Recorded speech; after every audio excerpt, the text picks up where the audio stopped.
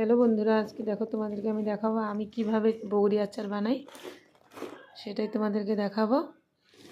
আমি এই যে বগুড়িগুলি দেখো এতটুকু শুকানো হয়েছে, এর থেকে বেশি শুকাইলে আবার ভালো লাগে না, কটকটা হয়ে যায়। তার জন্য আমি এতটুকু শুকালাম।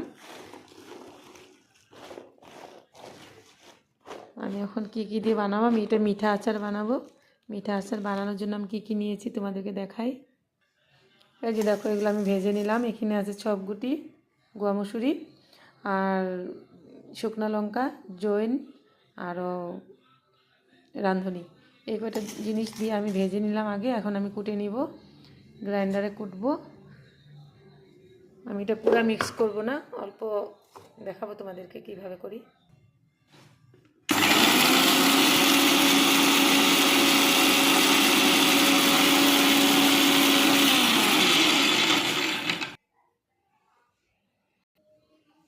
এই যে মশলাগুলো অল্প দানা দানা আছে, পুরো মিক্স করলে ভালো লাগে না, তার জন্য। আর এই যে গুড় দিয়ে আমি এখন পাক দিব। আমার কড়াইটা গরম হয়ে গেল, এখন আমি দিয়ে দিব অল্প জল। জল দেওয়ার পর আমি দিয়ে দিব গুড়।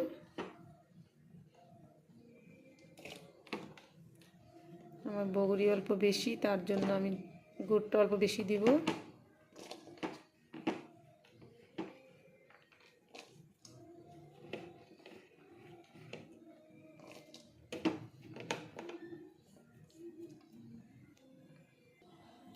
আচার দেখো সঠিকভাবে দিলে 1 বছরও খারাপ হয় না। এটা আমার গত বছরের আচার, এখনও আছে অল্প, কিন্তু কোনো খারাপ গন্ধ হয়নি, কিছু হয় না, এখনও ভালো আছে। এখন আমি আজকে আবার দিব।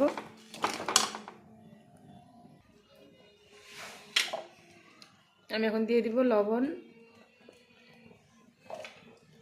আন্দাজ মতো।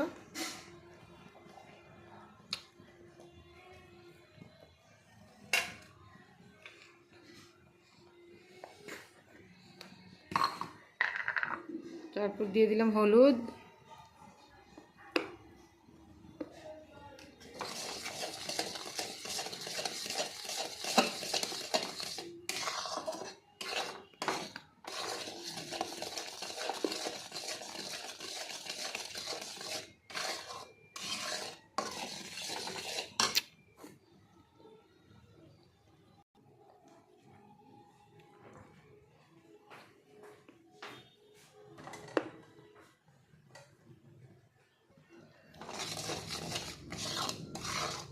গুড়টা পাক আসছে, আর অল্প হবে,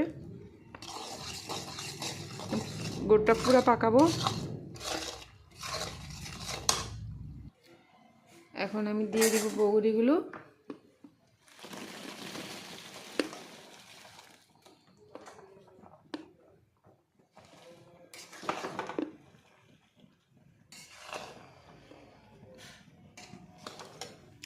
আমি একবারে মশলাগুলো দিয়ে দিই,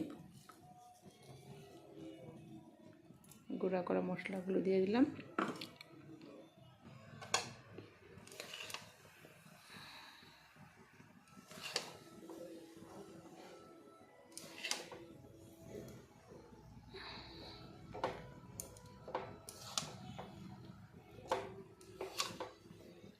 এইভাবে পুরো মিক্স করব।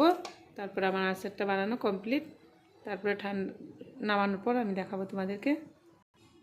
আমার আচারটা হয়ে গেল। এখন দেখো, ঠান্ডা হওয়ার পর আমি বয়মে ভরেই রেখে দেব। ঠান্ডা হওয়ার পর আমি যে বয়মে ভরায় রাখি, তাহলে এটা 1 বছর থাকলেও কিছু হবে না। আমার আচার বানালে খারাপ হয় না। দেখো, হ্যাঁ,